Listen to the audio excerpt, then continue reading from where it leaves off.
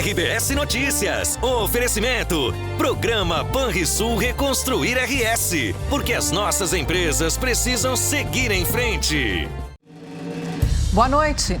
Pela primeira vez em um mês, nível do Guaíba ficou oficialmente abaixo da cota de inundação em Porto Alegre. Na região do 4º Distrito, polo de empreendedorismo e inovação, empresários tentam retomar a vida e os negócios. Sábado de lojas de materiais de construção lotadas na capital. Entre os itens que os consumidores estão mais procurando neste momento estão os impermeabilizantes que protegem fachadas e telhados. As vendas de móveis e eletrodomésticos em alguns estabelecimentos também dispararam. Uns 70% das vendas hoje são doações. Pessoas que não perderam nada, mas estão ajudando muitas pessoas. Na Serra, a retomada do turismo após as enchentes. Retomar a economia e fazer a parte que é visitar, frequentar, também é uma maneira de apoiar, de cultivar. O RBS Notícias está começando.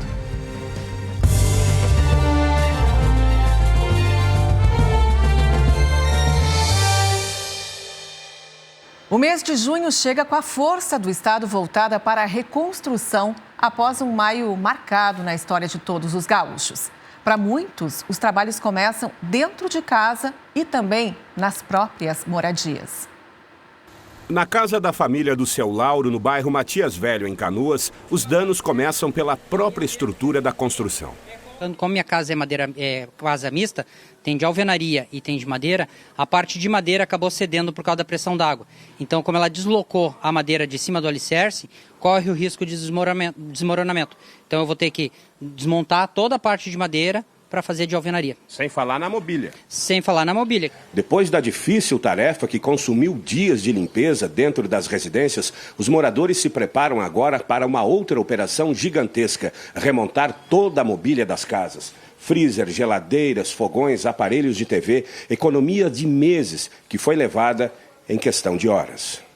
Na capital, o sábado foi de comércio lotado, vendas que retratam outra face da catástrofe ambiental. Entre os itens que os consumidores estão mais procurando neste momento estão os impermeabilizantes que protegem fachadas e telhados. Os equipamentos de proteção individual, os chamados EPIs, também lideram a lista dos mais vendidos. Nesta ferragem aqui, por exemplo, o estoque de botas de borracha praticamente já terminou e tem até lista de espera de consumidores para quando as novas entregas chegarem. Olha, nós vendia 20, 30 botas por mês. Agora, esse mês, vendemos aproximadamente 400 botas. O pessoal procura e já deixa encomendado, porque não encontra em outros lugares, né? E daí, conforme vai chegando, nós vamos ligando para o cliente e avisando. Chegou bota, né? Chegou luva, que é para fazer as limpezas, né? Além da limpeza, a montagem das casas para reorganizar a vida. Nesta loja, as vendas de eletrodomésticos e móveis aumentaram 150%. Uns 70% das vendas hoje são doações. Pessoas que não perderam nada, mas estão ajudando muitas pessoas. Então, tem clientes que estão pegando famílias para cuidar também e estão montando casas, comprando tudo. Chega a ser emocionante isso aí, né? É, muito, mais. Atendi uma pessoa ontem que ele imobiliou 3 casas ontem. A Luciana dedicou o sábado para comprar 2 beliches e um balcão de cozinha. Serão doados a um casal com 4 filhos, que perdeu os móveis na enchente. E a gente levou uma geladeira para ela, e daí eu vi também que a condição da casa estava bem ruim, assim, que ela precisava de outras coisas. Perguntei para ela o que tu precisa mais, né? E daí ela me disse de algum lugar para colocar as comidas, porque os ratos estão comendo as comidas. E eu queria uma cama, alguma coisa assim para colocar meus filhos para cima, assim, para não deixar eles no chão. Eles perderam os móveis no 2º andar só pela umidade. Gastou hoje R$ 1.800, dinheiro arrecadado com a ajuda dos vizinhos do condomínio. Eu ainda acho que é pouco. Eu fico feliz, obviamente. Ela me deu um abraço agora com um sorriso gigante, né? E chorando, dizendo que ela nunca ia conseguir agradecer, né? Mas eu ainda acho que é pouco, né? A gente que não foi diretamente atingido, acho que a gente tem uma obrigação de realmente ajudar. Força para recomeçar, Laura? Sempre, né? Força tem que ter sempre. Fé em Deus e nos anjos que estão em volta. E os senhores vão conseguir? Com certeza. Na região do 4º Distrito, polo de empreendedorismo da capital, a água baixou. Mais de 14 mil empresas foram afetadas pela enchente na região. Hoje, empresários iniciaram o trabalho de limpeza. Uma força-tarefa foi montada por amigos e alunos dessa escola especializada em mecânica de motocicletas. Eles se dividem entre a limpeza das motos e dos equipamentos. Essas motos, elas são o nosso material didático, ou seja, a nossa ferramenta, né? Ou seja, que a gente ensina através dessas motos, ensina nível online, nível Brasil e também presencial. Então, sem elas, a gente praticamente não tem a escola, né? Porque quando a gente chegou aqui a primeira vez, é muito difícil. Para a gente construir isso aqui todos os dias, durante mais de 4 anos, é difícil. Entendeu? Então, as pessoas querem que a gente continue. Os nossos alunos estão aqui. A rotina depois da cheia é de muito trabalho na região do 4º Distrito de Porto Alegre. A água baixou e deixou lama acumulada. Mais de 14 mil empresas foram afetadas pela enchente nos 5 bairros do 4º Distrito. Equipes usam máquinas e equipamentos nas áreas de convivência desse shopping no bairro Navegantes. Estamos fazendo essa retirada, principalmente do calçadão, onde as pessoas vão passar muito, né? E a própria praça de alimentação é uma primeira passada, porque agora eu preciso que todos os lojistas tirem suas coisas de dentro da loja e isso vai sujar tudo novamente. Tem gente que perdeu 100% do que tinha, né? Eu acredito que a maioria perdeu no mínimo 90% do que tinha no seu conteúdo. O resultado das ações de limpeza é visível. Ruas do 4º Distrito estavam assim semana passada, ainda tomadas por água e muita sujeira. O dia de sol contribuiu para a limpeza de muitas estruturas. Na garagem dessa empresa de transporte rodoviário, ainda é possível ver as marcas nos ônibus da altura que a água chegou. Em alguns pontos, acima de 2 metros. Pelo menos 34 veículos foram afetados. Todos os nossos equipamentos foram afetados. Nós temos com equipe na rua até para poder voltar a energia na empresa, voltar o funcionamento das bombas para abastecer. Hoje é uma engrenagem, né? Tem que funcionar o ônibus, tem que movimentar o estado para a gente voltar a ser o que nós éramos antes, né? A força da empresa aqui é dos colaboradores. A limpeza nessa empresa que trabalha com equipamentos de ar-condicionado começou na quinta-feira. 3 dias depois, ainda tem muito para ser feito. O prejuízo é de mais de R$200 mil. E não chegamos nem na metade. Limpamos todo o pavilhão do lado ali para levar os negócios limpos para o pavilhão do lado ali. Para depois limpar aqui. Isso aí vai sair tudo fora. Nada presta mais. É brabo. Mas fazer o quê, né? A vida tem que continuar e batalhar aí. Buscando esse recomeço agora. Normal. Tem que fazer, né? Não tem muita escapatória. Ou se correr o bicho pega, se ficar o bicho come. A seguir, os prejuízos no setor cultural. Pelo menos 23 bibliotecas e 34 museus foram atingidos pelas enchentes no estado.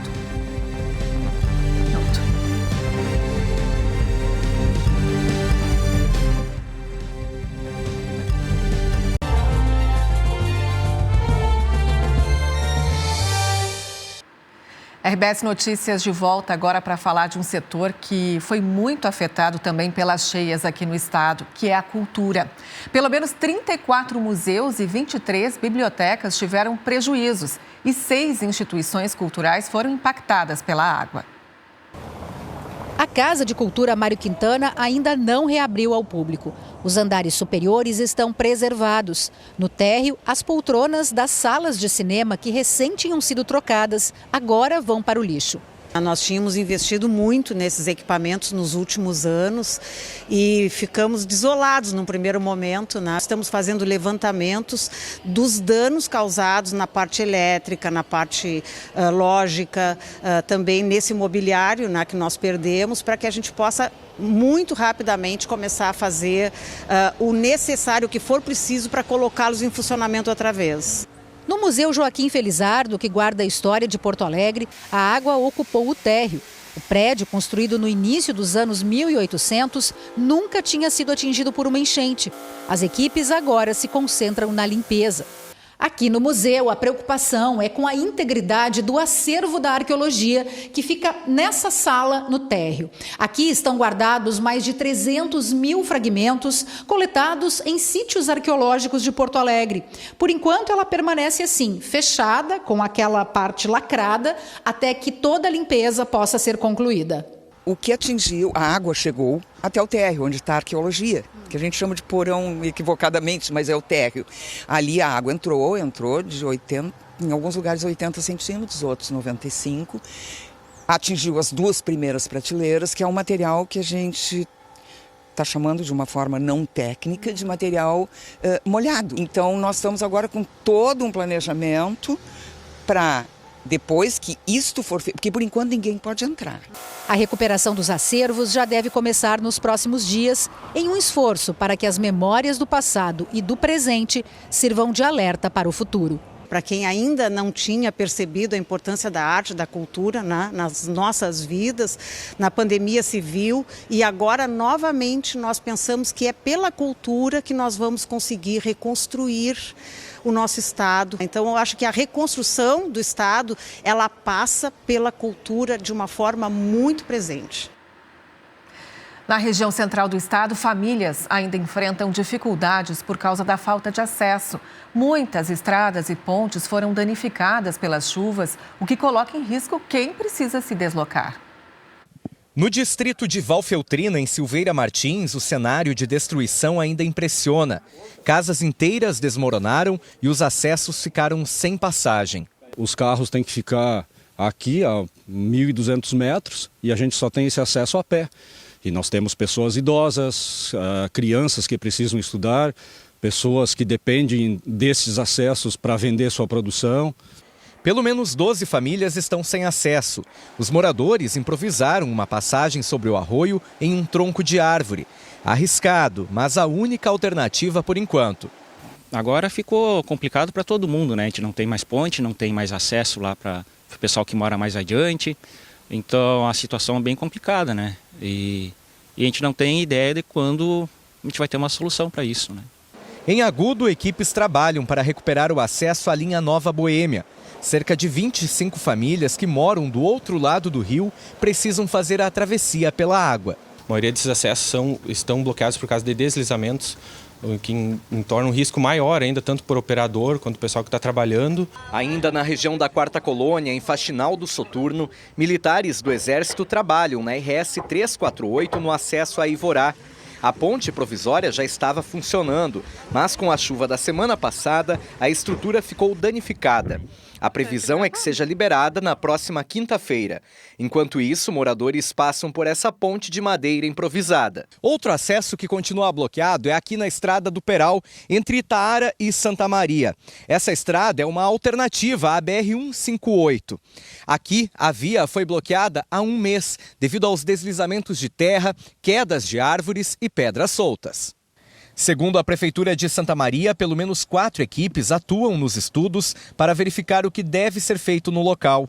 A previsão é concluir o planejamento em 15 dias. Que do momento que você faz qualquer tipo de intervenção preventiva, que era o caso no ano passado, né, e depois que ocorre um evento, as coisas modificam em termos de estrutura, de projeto. Então nós temos que ter um pouco mais de rigor, porque a estrutura instável ela se manifestou e efetivamente ela coloca as pessoas num risco maior.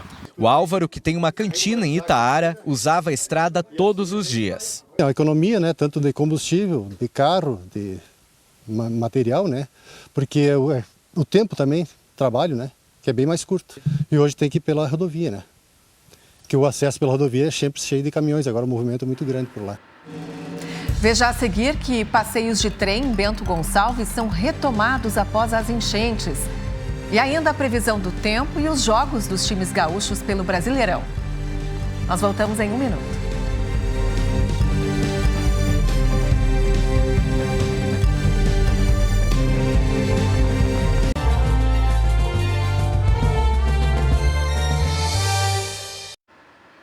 Com o sol do fim de semana, veio a esperança de retomar aos poucos o setor do turismo. E um dos roteiros mais procurados nessa época é a região da Serra. Otimismo para quem quer conhecer ou voltar à região e também para o setor de hotelaria. Aos poucos, o cenário na Serra vai mudando e o movimento em uma das principais regiões turísticas do estado volta a aparecer. O Jandrei chegou do Paraná. Vale todo centavo que você gasta para vir para cá. Nós estamos em Gramados, né? Hoje decidimos vir para Bento Gonçalves para descer com a Maria Fumaça. Depois de um mês parado devido à chuva no estado, o tradicional passeio de Maria Fumaça voltou hoje em Bento Gonçalves. Mais de 200 pessoas vão visitar as belezas da Serra num trecho até Carlos Barbosa. É o começo de uma retomada. A gente passa por um momento muito difícil, todo gaúcho, todo o Rio Grande do Sul passa por um momento difícil. Retomar o turismo, retomar a economia e fazer a parte que é visitar, frequentar, também uma maneira de apoiar, de cultivar. Na rede hoteleira, o otimismo também voltou a aparecer. Depois de um mês de cancelamentos com os problemas causados pela chuva, na região da Uva e Vinho o setor voltou a receber hóspedes. Neste feriado, a ocupação chegou a 35%. Para nós, o feriado de Corpus Christi, ele sempre teve números significativos a nível de taxa de ocupação. E em virtude de toda a situação que assolou o nosso estado, os números que nós estamos tendo agora nesse momento é uma forma de esperança para nosso setor, para o nosso turismo. O dia de sol também levou turistas aos restaurantes. Este uniu churrasco e música. O Paulo veio de Santa Catarina. Marcou a viagem à Serra antes da chuva. Foi muito tranquilo, todos os hotéis e os compromissos que a gente tinha aqui, todo mundo confirmou com a gente que estava tudo certo. A gente mal pode esperar para voltar numa próxima oportunidade. Assim, aos poucos, os encontros vão voltando e o turismo acena uma retomada, como num canto de amor ao Rio Grande.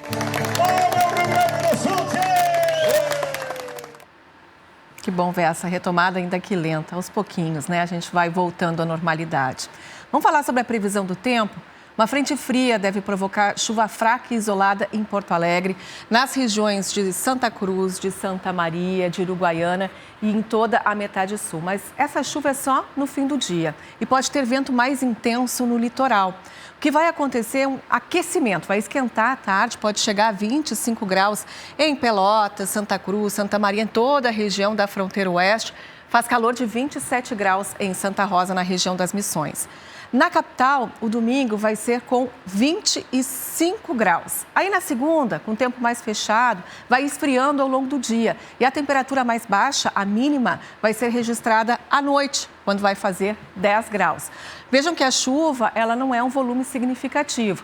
E a semana deve seguir com predomínio de tempo firme. Se tiver chuva, é só uma garoa e não deve interferir no nível do Guaíba. Aliás, de acordo com a régua instalada no gasômetro, hoje o nível baixou de 3,60 metros, que é a cota de inundação. Agora está em 3,55. É a primeira vez desde o dia 2 de maio. O Brasileirão recomeçou para os gaúchos da Série A. O Inter está empatando em 0-0 com o Cuiabá na Arena Pantanal. O jogo está no segundo tempo, assim como a partida entre Fluminense e Juventude. O jogo está 1-0 para os cariocas. O Grêmio entrou em campo mais cedo e perdeu por 2-0 para o Bragantino. Os gols foram de Eric Ramírez e Lua Cândido, de pênalti. O jogo tinha mando do tricolor e foi no estádio Couto Pereira, em Curitiba.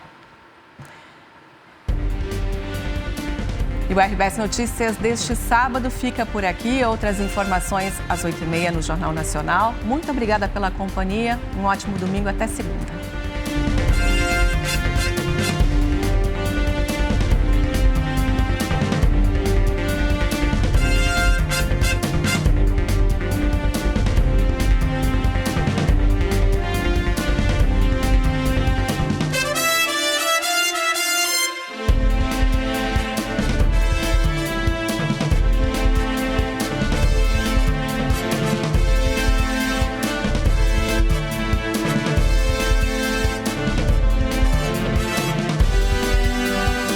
RBS Notícias. Oferecimento. Programa Banrisul Reconstruir RS. Porque as nossas empresas precisam seguir em frente.